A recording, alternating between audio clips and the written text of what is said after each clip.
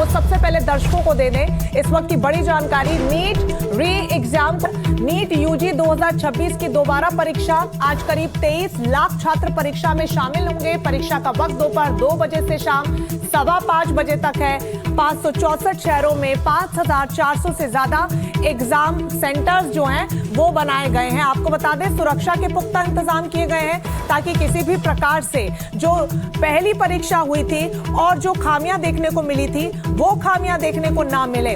आप देखिए कि सीसीटीवी कैमरों से निगरानी रखी जा रही है, पुख्ता इंतजाम किए गए हैं और इसको लेकर पहले गाइडलाइंस भी जारी कर दी गई थी। और इन गाइडलाइंस के तहत लोगों से, खासतौर पर जो अभ्यर्थी हैं, उनसे ये अपील की गई थी कि जो गाइडलाइंस दी गई हैं एनटीए की तरफ से उसका पालन करें ताकि जो आपकी चेकिंग का वक्त है वो बच सके। मसलन जिस तरीके के कपड़े आप पहनकर जा रहे हैं उसमें जो गाइडलाइंस थी उसी के अनुसार उसे पहनकर पहुंचिए। बहुत ज्यादा गहने ना पहने, हाई हील्स ना पहने, साथ ही जो पानी की बोतल आप कैरी करते हैं वो पारदर्शी बोतल हो जिससे कि आपकी जो चेकिंग का समय है वो यहाँ पर ज्यादा जाया ना हो। तो आपको बता दें, परीक्षा का जो वक्त है दोपहर 2 बजे से 5:15 बजे तक है और 564 शहरों में 5400 से ज्यादा केंद्र बनाए गए हैं और 95,000 से ज्यादा एग्जाम रूम भी तैयार किए गए हैं।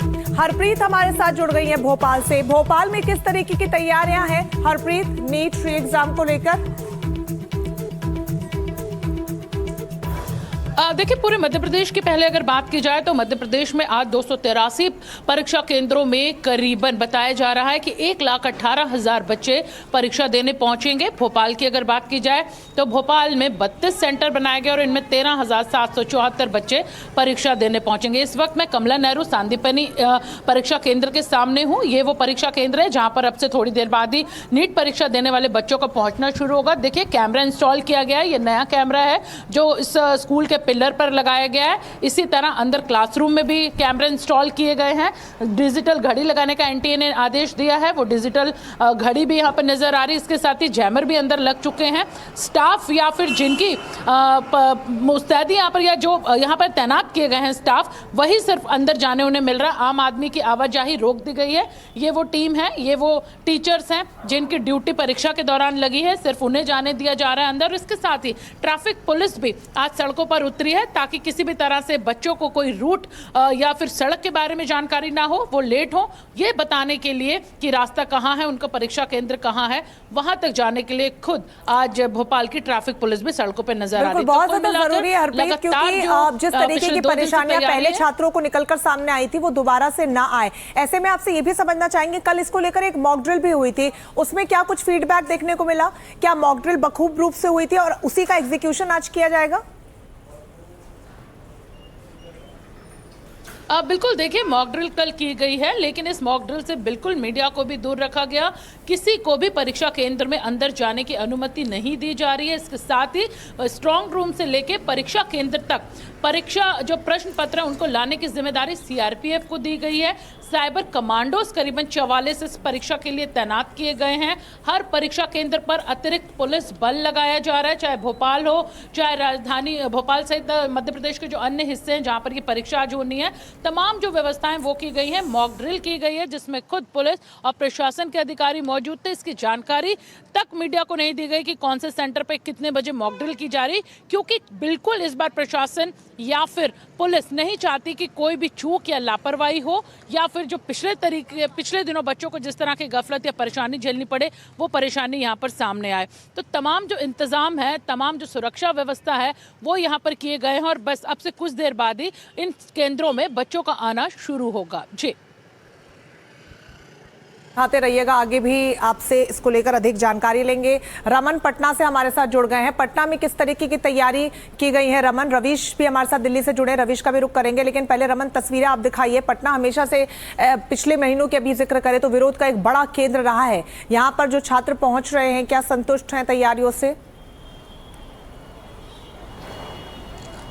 जी बिल्कुल, देखिए, पटना की हम बात करेंगे तो छात्रों के लिए पटना एक बहुत बड़ा शहर है और इस वक्त हम बिहार के सबसे बड़े एग्जामिनेशन सेंटर बापू परीक्षा परिषद के बाहर है। और आज मैं आपको बता दूं कि यहाँ लगभग 7,000 के आसपास जो नीट के एस्पिरेंट्स है वो यहाँ पर एग्ज़ाम देंगे। और सुरक्षा की मैं आपको बात करूँ तो स्टेट पुलिस फोर्स के साथ साथ पैरामिलिट्री फोर्सेस को भी यहाँ पर तैनात किया गया है और एसडीएम एडीएम लेवल के जो अधिकारी है वो लगातार सेंटर की मॉनिटरिंग कर रहे हैं। छात्र जो है इस वक्त बाहर इंतज़ार कर रहे हैं। जो भी इन्विजिलेटर इस सेंटर पर लगाए गए हैं सुरक्षा में एग्ज़ाम के लिए, लगभग 1000 से ज़्यादा इन्विजिलेटर को आज इस पर्टिकुलर सेंटर पर, बापू परीक्षा सेंटर पर लगाया गया है।